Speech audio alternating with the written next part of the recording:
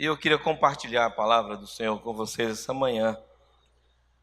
Peço que você abra sua Bíblia em o livro de Atos, no capítulo 18.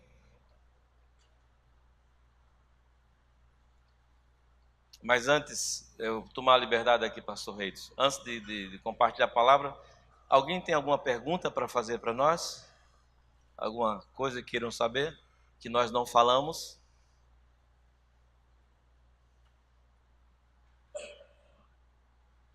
Se não, nós vamos ler o texto. Atos capítulo 18, nós vamos ler a partir do verso 1. Depois disto, deixando Paulo a Atenas, partiu para Corinto. Lá encontrou certo judeu chamado Áquila, natural do Ponto, recentemente chegado da Itália, com Priscila, sua mulher, em vista de ter Cláudio decretado que todos os judeus se retirassem de Roma. Paulo aproximou-se deles e, posto que eram do mesmo ofício, passou a morar com eles e ali trabalhava, pois a profissão deles era fazer tendas. E todos os sábados discorriam na sinagoga, persuadindo tanto judeus como gregos. Quando Silas e Timóteo desceram da Macedônia, Paulo se entregou totalmente à palavra, testemunhando aos judeus que o Cristo é Jesus. Opondo-se eles e blasfemando, sacudiu Paulo as vestes e disse-lhes: sobre a vossa cabeça o vosso sangue. Eu dele estou limpo, e desde agora vou para os gentios. Saindo dali, entrou na casa de um homem chamado Tício Justo, que era temente a Deus. A casa era contígua à sinagoga. Mas Crispo, o principal da sinagoga, creu no Senhor. Com toda a sua casa, também muitos dos coríntios, ouvindo, criam e eram batizados. Teve Paulo durante a noite uma visão em que o Senhor lhes disse: não temas, pelo contrário, fala e não te cales, porquanto eu estou contigo, e ninguém ousará fazer-te mal, pois tenho muito povo nesta cidade. E ali permaneceu 1 ano e 6 meses, ensinando sobre eles a palavra de Deus. Entre eles a palavra de Deus. Que Deus, na sua bondade, enquanto lhe prestamos culto, fale também aos nossos corações. O texto ele discorre e parece que ele tem algumas paradas assim que a gente diz: poxa, por que colocou isso aqui? Não é? E é bem interessante essa descrição que Lucas faz. Mas nós queremos pensar em Paulo. Paulo aqui já estava calejado, já tinha sido mandado pela igreja, já tinha ido, já tinha voltado, não é? Está na sua segunda viagem. E desde a primeira viagem de Paulo, exceto em poucos lugares, Paulo não fora perseguido. Paulo, ele foi apedrejado, ele foi açoitado, ele foi preso, ele foi caluniado, fugiu no cesto, foi colocado pelos irmãos à noite, isso era o cotidiano, vamos dizer, isso era o comum na vida de Paulo. O que seria isso na nossa vida? Será que Paulo, que diz lá em Coríntios, na carta aos Coríntios, que Deus é fiel, que não permite que nenhuma tentação ou nenhuma tribulação venha sobre nós que não seja algo que nós possamos suportar, porque Ele é fiel? Ele diz isso tão claramente e é uma promessa de conforto, mas ele em outro lugar diz que chegou a ponto de desesperar da própria vida. Aí nós lembramos o que é que Deus disse a Ananias, porque Ananias recusou-se a orar e restaurar a vista de Paulo quando ele encontrou Jesus. E o Senhor disse a Ananias: ele para mim é vaso escolhido, e importa ele saber o quanto padecer por mim, por meu nome. Mas a vida de Paulo era essa correria. E ele chega a Corinto, vindo de Atenas. Ele não saiu de Atenas corrido, mas saiu de Atenas, embora tenha havido algumas conversões, ele saiu de Atenas com um certo desdém, não da parte dele, mas daqueles que ouviram ele testemunhar de forma excepcional, linda, filosófica até, a respeito de Deus, de mostrar tão claramente quem era Deus e receber um desdém. Como é que anda um coração de um homem assim, não é? Como é que fica o seu quando você é preterido? E não preterido por qualquer pessoa, mas quando você é preterido pelas pessoas que deveriam lhe preferir. Como é que fica o seu coração quando você serve do Senhor, não servo somente, mas filho, aquele que herdará a glória de Jesus, passa por um sofrimento e as suas palavras parecem que são jogadas ao vento, ou a sua própria ação de vida, a sua maneira. E Paulo vinha dessa forma e chega então agora em Corinto. Nós sabemos que a prática de Paulo era chegar nas cidades, e primeiro nas grandes cidades, e procurar a sinagoga. Ele tinha um compromisso e um amor pelo povo judeu, que era primeiro anunciar Cristo a eles, e depois então discorrendo em toda a cidade. E Paulo faz isso também. Agora Paulo, ele está chegando sozinho na cidade. E nós sabemos que Paulo andava em bando, não é? Paulo sempre andava com companheiros. Em várias cartas nós podemos ver uma lista enorme de pessoas que contribuíram com o ministério de Paulo, tendo o seu próprio ministério agregado ao ministério de Paulo. E Paulo chega ali e encontra Áquila e Priscila, e por terem o mesmo ofício, ficam juntos. Áquila e Priscila vinham de Roma, fugidos ou colocados para fora pelo o decreto do imperador, que não deveria ter nenhum judeu em Roma. Certamente diz que isso foi porque houve uma controvérsia entre judeus e cristãos na cidade. Áquila vinha de uma igreja que Paulo depois, ao escrever para ela, faz o lindo compêndio do Evangelho, que é o livro, a Carta aos Romanos. E ali juntos trabalhavam para sustentar-se, e no final da semana, então, Paulo ia para a sinagoga e discorria sobre o Evangelho, usando o Velho Testamento, persuadindo tanto a judeus como a gregos, de que Cristo era Jesus. Mas em um determinado momento chegam os seus companheiros, chega Silas e chega Timóteo. Então diz o texto que Paulo agora entregou-se completamente, totalmente à palavra, testemunhando aos judeus que Cristo era Jesus. Aquilo que Paulo fazia aos sábados, agora ele faz todos os dias. E nessa totalidade de entrega e de anúncio do Evangelho, o que Paulo obtém, a princípio, novamente, é uma oposição. E não só uma oposição, mas aqueles que deveriam honrar a Deus blasfemam contra aquilo que Paulo está dizendo, que era a realidade da palavra de Deus. E Paulo então diz que agora ele está livre do sangue, porque ele já anunciou a eles a verdade, e agora ele vai para os gentios. E o versículo 7 parece que fica perdido. Saindo dali, entrou na casa de um homem chamado Tício Justo, que era temente a Deus. A casa era contígua à sinagoga. Diz isso e passa a dizer, mas Crispo.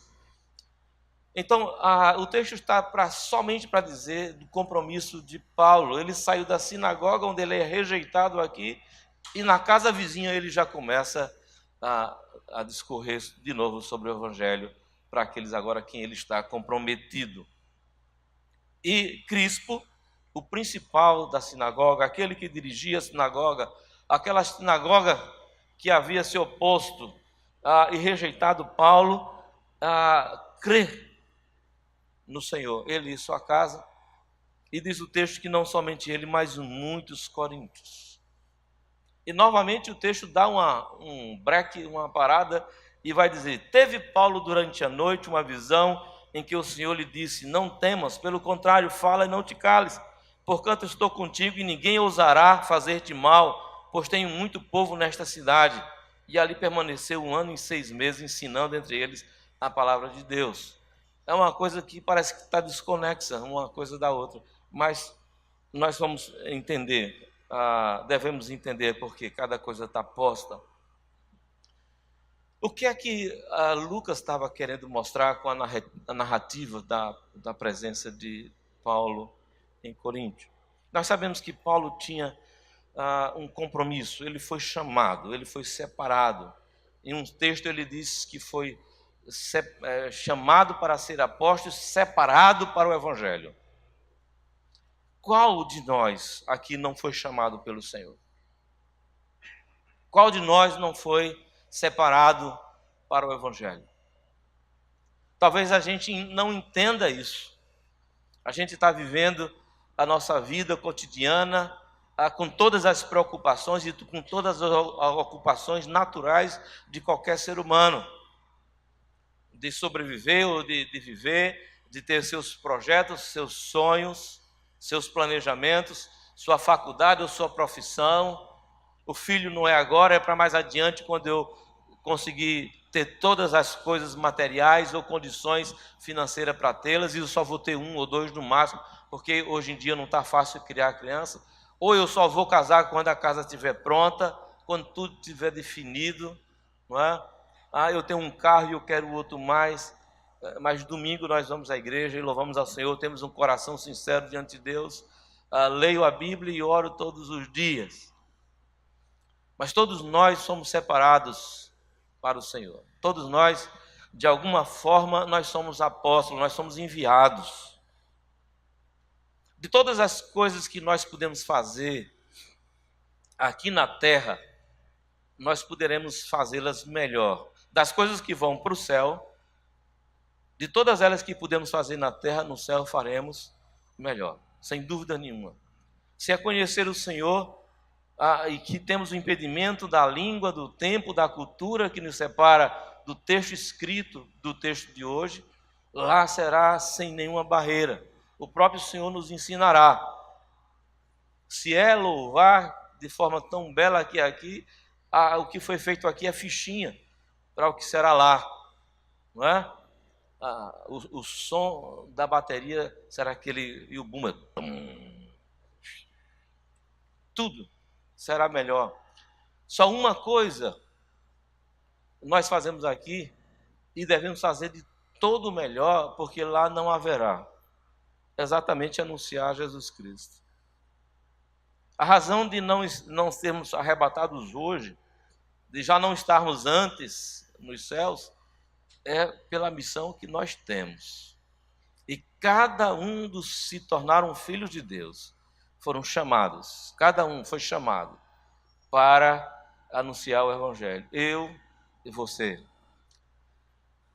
Paulo, quando encontrou Áquila e Priscila, trabalhava, mas no dia de sábado ele discorria na sinagoga. Ele empregava seu tempo para anunciar o evangelho. Nós temos ocupações. Talvez não precisemos esperar o final de semana para anunciar ou discorrer sobre o evangelho. Nós podemos fazer isso enquanto trabalhamos, enquanto estudamos, enquanto vivemos, enquanto andamos. Nós somos chamados para isso. Quando Silas e Timóteo desceram e Paulo se entregou totalmente, alguns têm um privilégio feito eu. Quando Paulo e Silas chegaram, eles trouxeram suprimentos para poder Paulo se entregar-se totalmente a esta obra. Eu vivo plenamente do anúncio do evangelho, porque eu tenho vocês. Eu tenho outros que chegam com os donativos para que eu possa fazer isso. Mas não é somente a minha obrigação, não é somente o meu privilégio. É seu privilégio também discorrer sobre isso. Mesmo nas situações em que nós somos confrontados, ou recebemos oposição, ou até somos perseguidos, ainda assim, cabe a nós a obrigação e o privilégio de anunciar o Evangelho. E não só com o nosso testemunho.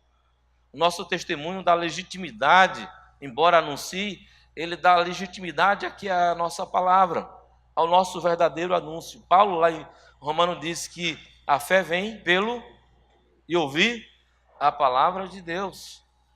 De alguma forma, a palavra tem que ser anunciada, mesmo que ela seja dita pela vida, pelo testemunho, pelas ações, reações, ela tem que ser ensinada. Porque é necessário haver compreensão do que é o verdadeiro Evangelho. Agora, para se tornar membro da Igreja Batista Ágape, a pessoa tem que dizer o que é o Evangelho. Ela tem que discorrer com entendimento o que é o Evangelho. Ela tem que aprender isso, para poder ela dar a razão da fé que há nela. Ela poder testemunhar do Senhor Jesus. Paulo era confrontado todo o tempo. O seu coração estava, mesmo com o confronto, mesmo com a oposição, ele estava focado. Na última viagem que Paulo chega ali a Mileto, ele diz: não tenho por nada preciosa a minha vida, desde que eu cumpra cabalmente o quê? O meu ministério. Ele era focado completamente, a sua vida era inteiramente entregue a isso. É tanto que, ao tempo que ele é rejeitado, imediatamente ele começa a anunciar o Evangelho àqueles que poderiam não rejeitar o Evangelho. Mas mesmo com uma coisa aparentemente inócua, mesmo com um anúncio aparentemente incapaz ou desperdiçado, nós vemos aqui, mas Crispo, o principal da sinagoga, creu no Senhor com toda a sua casa e muitos coríntios. Às vezes, nós suspeitamos que as nossas palavras não são suficientes, ou nós não temos habilidade de anunciar o Senhor.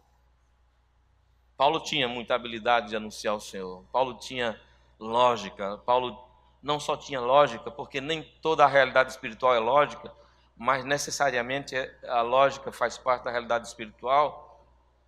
Paulo tinha aquilo que ele recebeu na veia direto do Senhor Jesus, não é, pastor?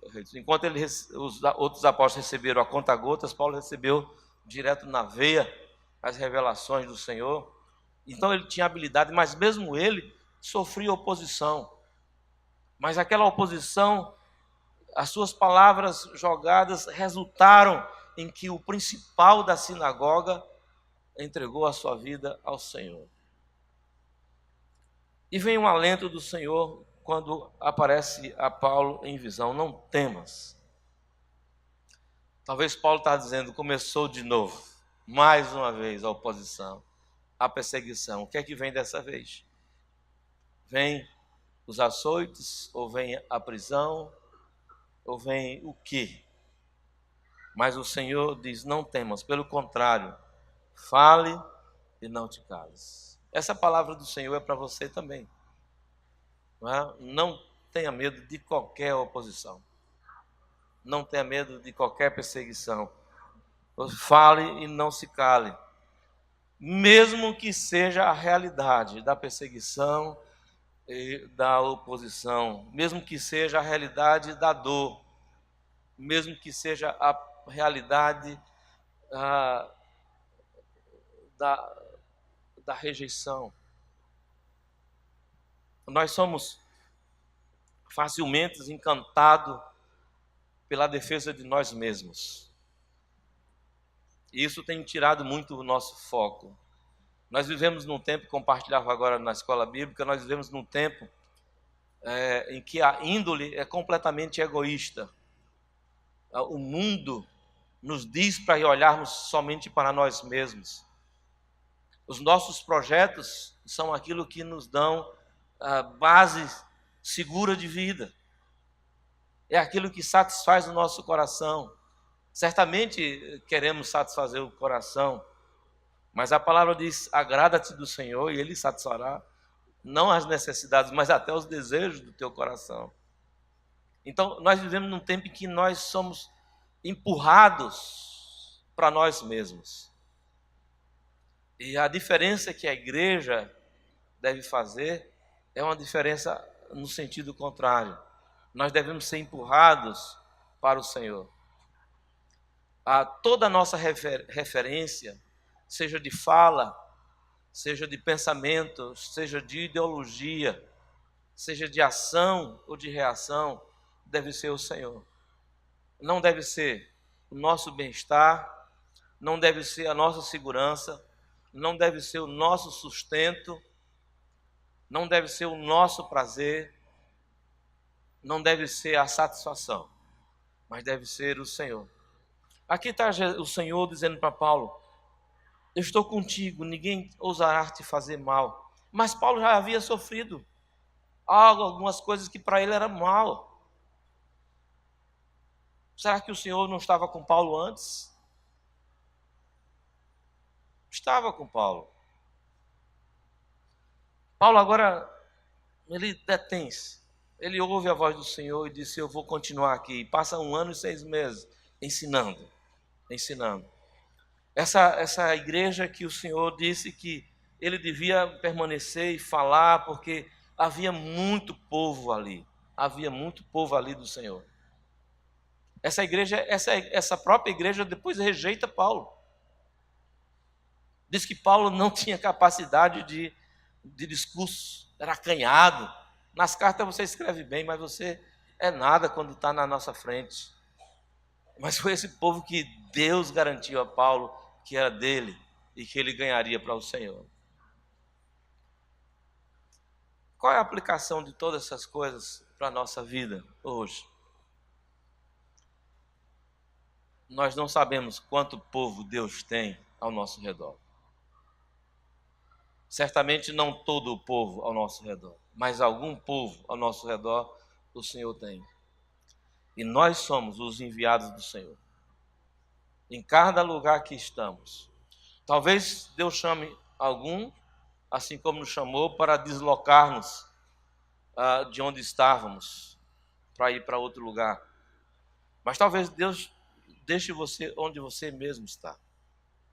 E independente de qualquer oposição, independente da oposição que você nem sente, que é a índole deste tempo em que nós estamos vivendo, você deve falar, não se calar e não temer, porque Deus tem povo para salvar. Essa é a palavra do Senhor para você essa noite, essa manhã. Deus os abençoe.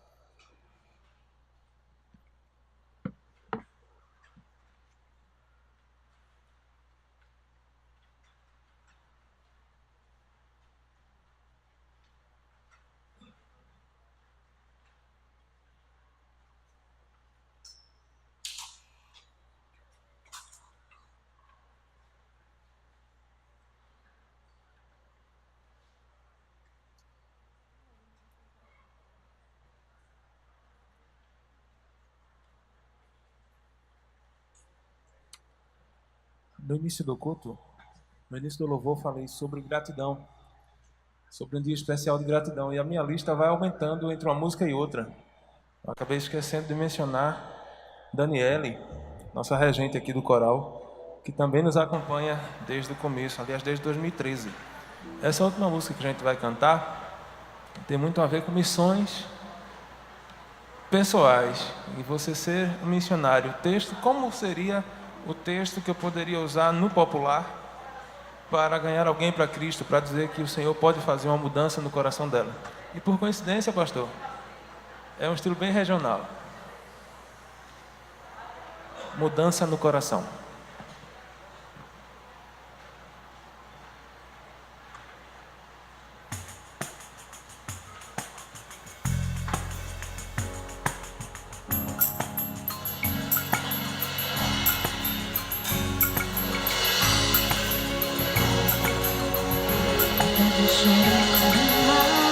E venha subir o sol, se for guerrear a pau, que chegue a regar a paz, depois de atacar por mal, que venha catar o bem, que venha se arrepender, se for falar mal de alguém, és campo minado em si.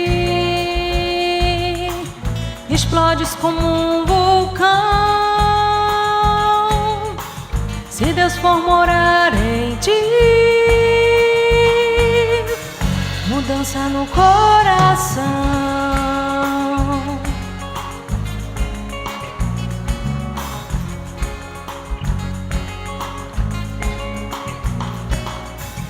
Depois de lavar os pés, depois de soltar no chão a pedra que condenara, se imenso sair de perdão.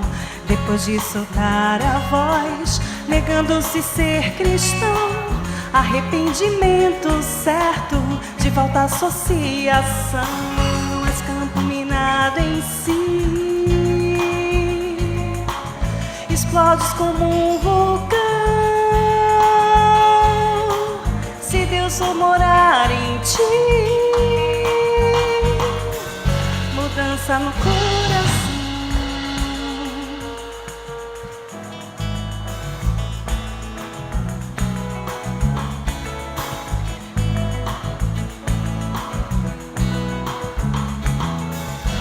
Pensa que está de pé, se liga, cê vai cair.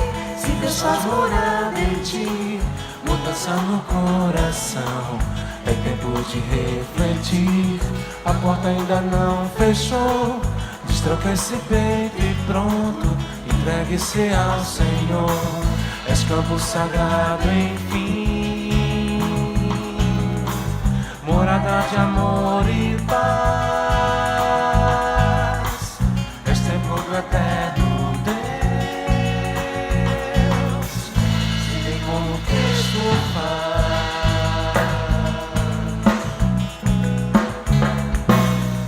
És campo sagrado, enfim,